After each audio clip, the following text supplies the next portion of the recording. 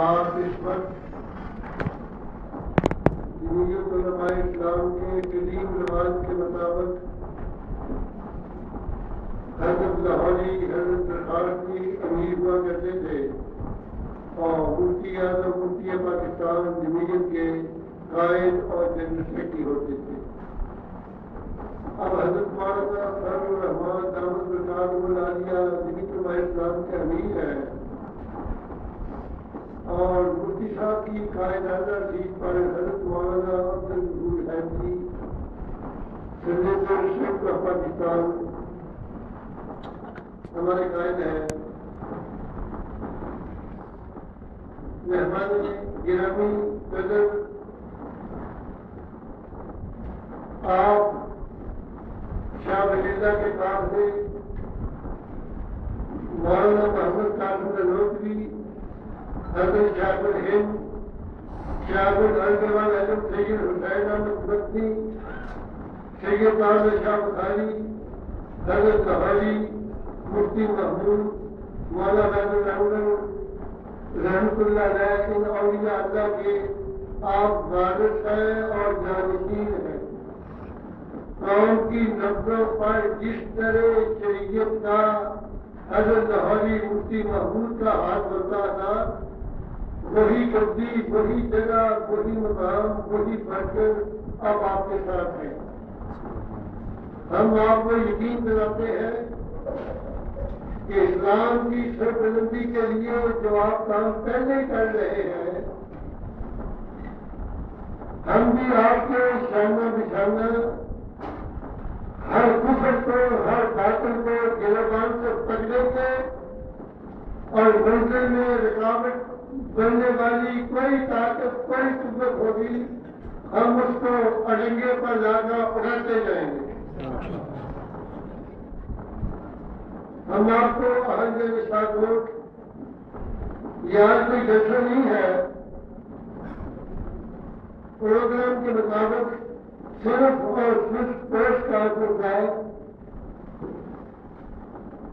اور جمعیت اور علماء کو ہم دوبارہ یقین دہانی کرتے ہیں کہ پورے ملک میں، پورے پنجاب میں، ہمارے پورے 3-4 ضلعوں میں جو ہمارے ساتھی بچ کر جمہوریت کے لیے کام اور قربانیاں کرتے رہے ہیں، آج بھی کفن پر گوشت تیار کریں گے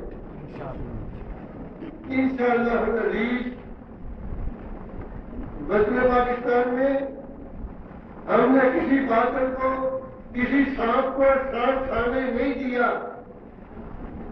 اگر کسی سطح کا بھی کوئی انتہا ہمارے سامنے آیا، ہم نے اس کو کچل کر رکھ دیا. آج بھی انشاءاللہ تعالی ہمارے علاقے کے، ہمارے ضلع کے، پنجاب کے کارکن آپ کے شانہ بشانہ جہاں آپ کا پسینہ گرے گا وہاں اہل حق خون بہانے کے لیے تیار ہے. ہم کفر کو بتا دینا چاہتے ہیں، باطل قوتوں کو متنوع کر دینا چاہتے ہیں کہ ہمارے بازو کی قوت میں جس طرح شیخ الارغوان اعظم سید حسین احمد مدنی، حضرت لاہوری مفتی محمود رحمہ اللہ کام کرتے رہے ہیں، ہم اسی نہج پر، اسی بلبلے سے، اسی جذبے سے پاکستان میں اسلامی قانون نافذ کر کے دم دیں گے انشاءاللہ. اللہ پاک آپ حضرات کو زندگی میں برکت فرمائے. ہم جاتے ہوئے دنیا سے اپنا خون آپ کے پردے میں، آپ کی دیواروں میں، آپ کی شریعت کی بلڈنگ میں ہم اپنے خون کا قطرہ اور اپنے بڑھاپے کی ہڈیاں آپ کے کھاتے میں ڈالنا چاہتے ہیں. اللہ سے دعا ہے کہ عورتوں کی طرح چار پائی پر موت نہ آئے، موت آئے تو شہادت کی موت. حضرت لاہوری، حضرت مدنی العالمین سید احمد شاہ بخاری اسماعیل شہید سید احمد شہید جعفر اردبان نجم سید حسین احمد مدنی کے نقشے پر چلتے ہوئے اس پرچم کو پوری دنیا میں لہرانے کی اور اسلام کی سربلندی کی پابندہ فرمائے. آپ کو میں خوشامدید کہتا ہوں اپنے اہل شہر کی علاقہ کی ضلع اور پنجاب کے بھی دوست آئے ہیں، لیکن یہ پروگرام ہمارا جیسا نہیں ہے، اس کانفرنس کی حد تک ہے. میں حضرت سے بات کرتا ہوں کہ اپنے خیالات کا اظہار فرمائیں.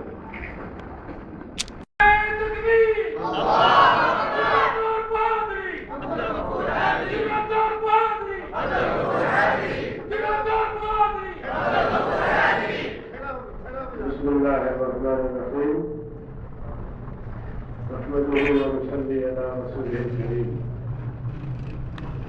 أما بعد فأعوذ بالله من الشيطان الرجيم بسم الله الرحمن الرحيم واعتصموا بحبل الله جميعا ولا تفرقوا صدق الله العظيم.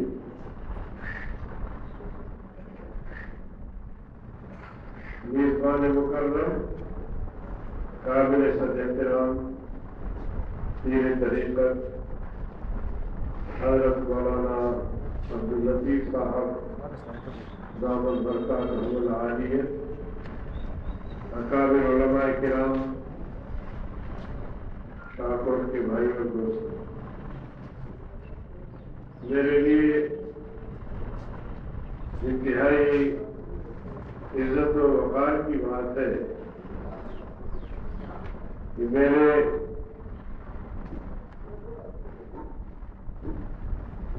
یہاں جو دیگر اکابر ہے ان کی ملاقات کی جو سعادت حاصل کر رہا ہوں، اور ساتھ میں انہوں نے جو اظہار ہمدردی اور اپنے آئندہ کی تمام صلاحیتیں جمعیت علماء اسلام کے پلڑے میں ڈالنے کا جو اعلان فرمایا ہے، میں سمجھتا ہوں کہ میرے لیے انتہائی خوشی کی بات ہے. اور ہمیں اگر ایسے اکابر کی سرپرستی حاصل رہی تو وہ دور نہیں کہ ہم اپنے مقصد کو حاصل نہ کر سکیں.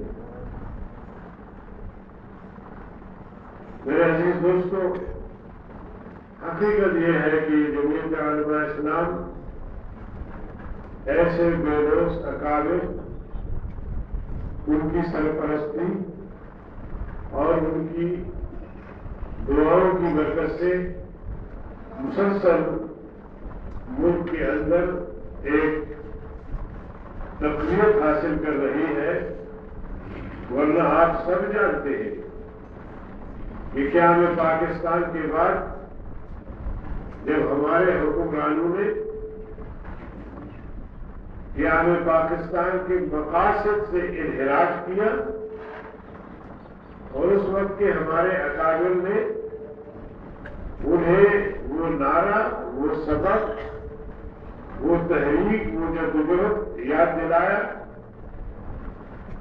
کہ مقتدر قوتیں ان کے دشمن بنے، اور انہوں نے پوری کوشش کی کہ جمہوریت علماء اسلام مضبوط قوت کے ساتھ اس ملک میں نہ رہے، اور بالخصوص مسلک دیوبند کو تقسیم کرنے کے لیے ہر دور میں ہر قسم کے حربے استعمال ہوتے رہے. اور ان کا بنیادی مقصد یہ تھا کہ یہ سیاسی پلیٹ فارم پر متحد نہ رہے، یکسو نہ رہے، ایک قیادت میں نہ رہے. اور بالخصوص جب سن 70 کے انتخابات ہوئے اور جب پنجاب میں نتائج آئے، جو ہمارے مقتدر قوتوں کو اس بات کی توقع نہیں تھی کہ جمعیت علماء اسلام کو اتنا ووٹ مل سکتا ہے، اور باقی تو چونکہ چھوٹے چھوٹے صوبے ہیں، صوبہ سرحد یا آپ خیبر پختونخوا، بلوچستان یا سندھ، پنجاب کے مقابلے میں چھوٹے صوبے ہیں، اور وہاں کی ساری نشستیں اگر جمعیت علماء اسلام حاصل کرے تو بھی اس کا کوئی فائدہ، کوئی رزلٹ ایسا نہیں کہ وہ ملک کے نظام میں تبدیلی لا سکے۔ اس لیے انہوں نے پنجاب پہ توجہ دی اور ہمارے طبقے کے لوگوں کو ایک پلیٹ فارم میں جمع ہونے نہیں دیا، انہیں تقسیم کرنے کی کوشش کی، اور صرف مقصد یہ تھا کہ اگر صرف دیوبند مسلک کے علماء بھی اگر جمعیت علماء اسلام کے پلیٹ فارم پہ جمع ہو گئے تو یہ ایک بہت بڑی قوت بن جائے گی، اور آئندہ نظام میں اس جماعت کا بہت بڑا عمل دخل ہوگا۔ تمام تر کوششوں کے باوجود جمعیت علماء اسلام اب بھی زندہ ہے اور قوت کے ساتھ موجود ہے۔ اگرچہ قیام پاکستان کے وہ مقاصد ہم حاصل نہیں کر سکے، لیکن ان مقاصد کے حصول کے لیے ایک مضبوط جدوجہد پاکستان میں موجود ہے۔ میں کبھی کبھار کہتا ہوں کہ جمعیت علماء اسلام اور ہمارے اکابر وہ ہیں جنہوں نے پاکستان کو 73 میں ایک متفقہ آئین دیا، تو لوگ حیران پریشان ہو جاتے ہیں کہ یہ کیسے؟ حکومت کی بس پارٹی کی وزیر اعظم ذوالفقار علی بھٹو 73 کا آئین اس کی طرف منسوب ہے، اور یہ کہہ رہا ہے کہ جی ہماری قیادت نے متفقہ دستور دیا ہے۔ یہ کس طرح کی بات ہے؟ اس زمین میں یہ گزارش کرنا چاہوں گا کہ بھٹو صاحب سب جانتے ہیں کہ وہ سیکولر تھے، سوشلزم اس کا نعرہ تھا، ایسا ہے یا نہیں بتا؟ خان عبدالولی خان کانگریس تھے، نیشنلسٹ تھے، سردار عطا اللہ مینگل نیشنلسٹ تھے، اور بدن جو نیشنلسٹ تھے، ممتاز بھٹو وغیرہ، یہ جی ایم سید، یہ سارے کانگریس تھے۔ یہ جو آئین 73 کا ہے جسے ہم اسلامی آئین کہتے ہیں، یہ بھٹو صاحب کو منظور، وہ اسلام کرتے ہیں کہ قرآن و سنت کی تعلیمات کی روشنی میں قانون سازی ہوگی، یہ بھٹو صاحب کا منظور تھا یا مفتی محمود کا منظور تھا؟ اسی طرح آئین میں لکھا ہوا ہے کہ قرآن و سنت مملکت کے بالاتر قانون ہوں گے، یہ ولی خان کا منظور تھا، سردار عطا اللہ مینگل کا تھا یا مفتی محمود کا تھا؟ اسی طرح ہمارے دستور میں لکھا ہوا ہے کہ کوئی بھی شخص اگر الیکشن لڑے گا تو اس کی اہلیت کے لیے 2 شرائط اہم ضروری ہے، ان میں سے ایک یہ کہ 100 صلات کا پابند ہو، دوسرا یہ کہ گناہ کبیرہ کا مرتکب نہ ہو۔ یہ بھٹو صاحب کا منصور تھا یا مفتی محمود کا؟ تو مفتی محمود نے ان تمام سیکولر جماعتوں کو، نیشنلسٹ جماعتوں کو ان دینی دفعات پہ اتفاق اور اعتماد میں دیا، اور ان حضرات کی کوششوں سے یہ سب متفق ہوئے اور تب یہ 73 کا آئین بنا۔ آج بھی میں کہتا ہوں کہ اگر جمعیت علماء اسلام اکثریت میں آئے اور حکومت تشکیل دے تو ہمیں کہیں جانے کی ضرورت نہیں ہے، اسی آئین کو رکھ کر ہم ملک میں مکمل اسلامی آئین اسلام نافذ کر سکتے ہیں، مکمل۔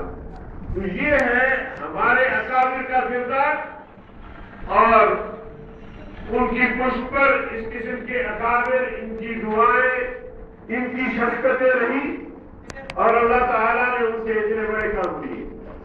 اور موجودہ جو آئین ہے آپ کا 18ویں ترمیم، 18ویں ترمیم اگر آپ کی جماعت جمعیت علماء اسلام پارلیمنٹ میں نہ ہوتی، ہم نہ ہوتے، تو اب تک آئین کا حلیہ بگڑ چکا ہوتا۔ آپ سب سن چکے ہوں گے، اخبارات میں یہ خبریں چھپی ہے کہ آغاز یہاں سے ہوا کہ یہ جی اسلامی جمہوریہ پاکستان اتنا لمبا نام، یہ اسلام کی کیا ضرورت ہے، جمہوریہ پاکستان ہونا چاہیے۔ دوسرا سوال یہ اٹھا سیکولر جماعتوں کی طرف سے اور ہم اکیلے تھے کہ جی صدر کے لیے مسلمان ہونے کا شرط کیوں رکھا گیا ہے ان میں، یہ نہیں ہونا چاہیے۔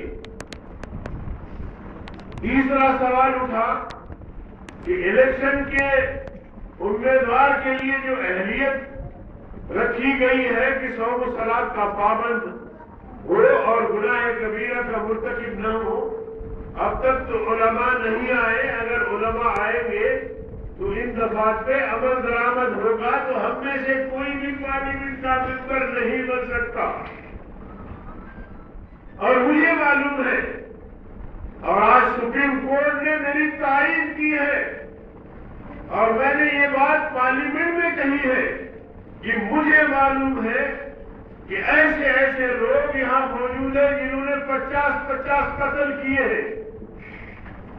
جب الیکشن آتا ہے تو یہ دفعات الیکشن آفیسر خاموش کر دیتے، اس پہ درآمد نہیں کرواتے۔ اس لیے قاتل، ڈاکو، چور، اب کراچی کا جو واقعات تھے اور اس پر جو کورٹ نے فیصلہ دیا ہے، تو یہ سب باتیں آپ کے سامنے کہ کتنی جماعتیں جو قتل غارتگری، بھتخوری، دہشت گردی اس میں شامل ہے، بڑے بڑے نام ہیں، لیکن اللہ کے فضل و کرم سے میری جماعت نہیں، میری جماعت نہیں۔ تو میری حکومت آئی، اگر ہم اس پوزیشن میں آئے تو ہمیں کہیں جانے کی ضرورت نہیں، اسی آئین کو سامنے رکھ کر ہم ملک میں اسلام نافذ کر سکتے ہیں۔ تو یہ آئین، یہ میرے اکابر نے اپنی جدوجہد اور محنت سے دوسرے لوگوں کو قائل کیا، سب کو اتفاق کروایا اور یہ آئین تشکیل پایا۔ تو اس طرح میں عرض کر رہا تھا کہ 18ویں ترمیم کے موقع پر یہ سارے سوالات اٹھے اور یہ چوتھا سوال یہ آیا کہ جی آئین میں لکھا ہوا ہے جب بھی قانون سازی ہوگی قرآن و سنت کی تعلیمات کی روشنی میں ہوگی، یہ کیوں 1400 سال گزرنے کے باوجود آپ لوگ ابھی بھی اس طرح کی باتیں کرتے ہیں؟ تو میرے قائد سے حضرت مولانا فضل جو سب کو خاموش کروایا دلیل کی بنیاد پر، اور انہیں باور کرایا کہ جو ملک اسلام کے نام پہ حاصل کیا گیا، اسلام اس ملک کا بیس اور بنیاد ہے، اسلامی تعلیمات، اسلامی اخلاق، اگر اس کو آپ اس بیس سے ہٹا دیں تو اس کا جو کسی بھی کوئی بھی ادارہ ہو، کوئی بھی دیوار ہو، اگر اس کی بنیاد نہ ہو تو وہ کیسے وہ عمارت کھڑی ہو سکتی ہے، وہ ادارہ کیسے چل سکتی ہے جس کا بیس اور بنیاد نہ ہو۔ میرے عزیز دوستو، بہرحال لیکن جو طبقہ اس وقت برسر اقتدار ہے یا مسلسل برسر اقتدار رہے ماضی میں، ملک کا کیا حل کر دیا؟ ایک تو یہ ہے کہ قیام پاکستان سے لے کر اب تک بھیک ختم نہیں ہوئی، مسلسل ہم بھیک مانگ کے اپنا بجٹ تشکیل دیتے ہیں، بھیک مانگ کے اپنا ملک چلاتے ہیں اور پھر کہتے ہیں جی امریکہ کے ساتھ برابری کی بنیاد پر تعلق رکھنا چاہتے ہیں، امریکہ ہمیں غلام سمجھتا ہے۔ بھلا بھکاری جس سے بھیک مانگتا ہے اسے یہ کہہ سکتا ہے کہ یار مجھے اگر دوست رکھنا چاہتے ہو تو اپنے برابر کا دوست رکھو، کہہ سکتا ہے؟ جو زرداری صاحب، گیلانی صاحب یا جو بھی صاحبان ہیں، یہ امریکہ کو کہہ سکتے ہیں؟ آل پارٹیز کانفرنس ہوئی اور میں نے اس بات پہ زور دیا کہ جب تک ہم بھیک مانگیں گے کہیں بھی ہمارے عزت نہیں ہوگی. آج سے فیصلہ کرو, ہم پیٹ پہ پتھر باندھنے کے لیے بھی تیار ہیں, لیکن ہمیں یہ پتا ہو کہ فیصلے قومی خواہشات کے مطابق ہوئے ہیں, قوم کے مفاد میں ہوئے ہیں, ملک کے مفاد میں ہوئے ہیں. قوم آپ سے روٹی کپڑا مکان نہیں مانگے گی. آپ فیصلہ کریں, 10 سال 15 سال تک بھوک برداشت کر سکتی ہے یہ قوم, لیکن قوم کے خواہشات کے مطابق عزت و وقار کے فیصلے ہونے چاہیے. غلامانہ فیصلے, پھر یہ روٹی بھی مانگیں گے, پھر بجلی کا بورا ہوا تو بجلی بھی مانگیں گے, گیس بھی مانگیں گے, پانی بھی مانگیں گے, کیوں نہ مانگیں گے؟ تو میرے دوستوں عزیز, تو اس وقت جو صورتحال ہے یہ ملک ہے جہاں بھی کہیں دہشت گردی اور بدماشی ہوتی ہے تو کہتے ہیں پاکستان نے کیا, کابل میں حملے ہوتے ہیں تو انصاف پاکستان کے. جس امریکہ کا ہم مسلسل گیت گاتے رہے دوستی کے محبت کے, وہ امریکہ مسلسل ہمیں ڈوبور کی بات کر رہا ہے, اور کرو اور کرو. 35,000 سے زیادہ ہم نے اپنے لوگوں کو قتل کروائے, 12,000 سے زیادہ ہمارے جوان شہید ہوئے, پھر بھی کہتے اور کرو. تو کس طرح کی حکمرانی؟ اور پھر احمد آباد کا واقعہ ہم سب کے سامنے, کہاں ہے ہماری سیکورٹی ادارے؟ ہمارے ادارے ڈیمیج ہو گئے, اب دفاع کی صلاحیت نہیں رہی, سیکورٹی کی صلاحیت نہیں رہی, امن امان نام کی چیز نہیں رہی پورے ملک میں, کہیں بھی جائے معیشت تباہی کے کنارے. اور اگر معیشت کی بہتری کے لیے یہ 2-3-4 مہینے میں اقدامات نہیں کیے تو آئندہ یہ لوگ بجٹ پیش نہیں کر سکیں گے. ڈالر ہے, دن ب دن اس کی قیمت بڑھ رہی ہے. جب بجٹ بن رہا تھا تو اس وقت 84 روپے تھا ڈالر, اب 90 تک پہنچا ہے. میں نے اس وقت بھی تجویز کی تھی کہ اگر کوئی اچھی حکمت عملی ہو, ڈالر کو آپ 85 سے 80 تک لے آئے تو 500 ارب قرضے آپ کے کم ہو جائیں گے. اور اب 500 سے 600 ارب قرضے بڑھ گئے ڈالر کی قیمت کے بڑھنے کی وجہ سے. کسی میں صلاحیت ہو, کوئی حکمت عملی ہو, باقی دنیا کے سکے وہیں کے وہیں برقرار ہے. انڈیا ابھی کہاں پہنچا, چائنا تائیوان دیکھ کے آپ کہاں پہنچا, پھر ہم ہیں, آپ کا ریال ہے وہ تو وہی کے وہی ہے, ہم ہیں جو پیچھے جا رہے ہیں. کیسی حکومت ہے, کس طرح کی حکومت ہے, کیا صلاحیت ہے سوائے مال بٹورنے کی؟ کچھ بھی نہیں ہے ان کے پاس. اور یہاں بڑے بڑے نامور لوگ ہیں جو حکومت میں بھی ہیں اور اپوزیشن میں بھی ہیں. وقت آئے گا تو ان کا نام بھی لیں گے. ان سب کا سرمایہ باہر ملکوں میں ہے. اگر وہ اپنا سرمایہ یہاں لائے, سرمایہ کاری کرے تو ملک کی معیشت بہتر ہو سکتی ہے, نہیں کرتے. اور ایک دوسرے پہ نام تلاشی کرتے ہیں, اس سے آگے کچھ نہیں. تو اس ماحول میں ہم چل رہے ہیں. ایک بات بتا کے بات ختم کرتا ہوں. اداروں کے بارے میں آپ سب کو آگاہی ہے کہ یہ وہ کالا قانون تھا جو پرویز مشرف اور پیپلز پارٹی کو, اور ایک دوسرے کو یہ کہا گیا کہ جو کچھ تم نے کیا ہے تمہیں معاف, جو ہم نے کیا ہے ہمیں معاف. پیپلز پارٹی سیٹ کرو اور پارٹیوں بھی شریک.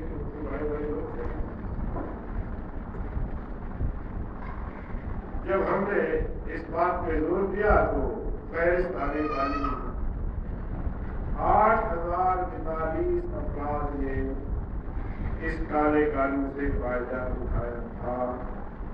لیکن ان 8,042 افراد میں سے ایک کا تعلق بھی جمعیت علماء اسلام سے نہیں، جبکہ 22 سال سے میں اور میرے ساتھی پارلیمنٹ کا حصہ ہے، منسٹر رہے ہیں، حکومتیں کی ہیں، اللہ کے فضل و کرم سے اس گھر میں رہ کر اپنا دامن بچایا ہے۔ اسی طرح بہت سارے لوگوں نے یہاں مالیہ کی طرف سے قرضے لیے، پھر قرضے معاف کروائے، ان کی فہرست شائع ہو گئی ہے، ان میں سے ایک کا تعلق جمعیت علماء اسلام سے نہیں۔ لیکن کیا کریں، لوگ بھی شاید ایسے لوگ چاہتے ہیں جو ملک کو کنگال کر دیں، ملک کو دونوں ہاتھوں سے لوٹے، ایسے صاف شفاف قیادت کے شاید مجھے ہوئے نہیں۔ اور پھر اگر اس طرح کا سوچ پیدا ہوتا ہے اور پھر بعد میں مصیبت آ جاتی ہے، پھر چیخنے چلانے لگتے ہیں، تو یہ تو کہتے ہیں خود کا ذرا علاج لینے سے، خود کا ذرا علاج لینے سے۔ جو آدمی خود کرتا ہے تو پھر خود بھگتے بھی۔ تو ایسی کیفیت اور ایسے حالات میں ہم چل رہے ہیں، اور اللہ کے فضل و کرم سے ملک کی جغرافیائی حدود ہو یا نظریاتی حدود ہو، ان کی دفاع میں ہم کر رہے ہیں۔ امت مظلومہ، امت میں جو مظالم ہو رہے ہیں ان کے حق میں بھی پاکستان میں یا دنیا میں کہیں بھی جاتے ہیں، اللہ کے فضل و کرم سے ایک مؤثر آواز صرف اور صرف جمعیت علماء اسلام کے پلیٹ فارم سے دلیل کی بنیاد پر اٹھائی ہے۔ اور یہ صرف پاکستان میں نہیں بلکہ پوری دنیا میں جہاں ہو جاتے ہیں، اللہ کے فضل و کرم سے وہاں ان کی ہاں بیٹھ کے ان کی آنکھوں میں آنکھیں ڈال کے اور ان سے بات کرتے، دلیل کی بنیاد پہ بات کرتے اور ان کو اعتراف بھی کرواتے۔ تو یہ ہے جمعیت علماء اسلام۔ بہرحال وقت چونکہ انتہائی مختصر ہے، نماز کا وقت بھی ہو گیا ہے، مجھے آگے گوجرا والا بھی جانا ہے، وہاں ایک بڑا پروگرام ہے، تو میں حضرت کی خدمت میں حاضر ہوا ہوں اور میں ہمیشہ یہ توقع رکھوں گا کہ وہ اپنی شفقت کے ساتھ ساتھ اپنی تمام تر صلاحیتوں کے ساتھ ہماری سرپرستی فرمائیں گے۔ وآخر دعوانا العالمین والصلاة والسلام على أشرف الأنبياء والمرسلين محمد وعلى آله وصحبه أجمعين۔ اللهم حبب إلينا الإيمان وزينه في قلوبنا وكره إلينا الكفر والفسوق والعصيان، اللهم اجعلنا من الراشدين، ربنا تقبل منا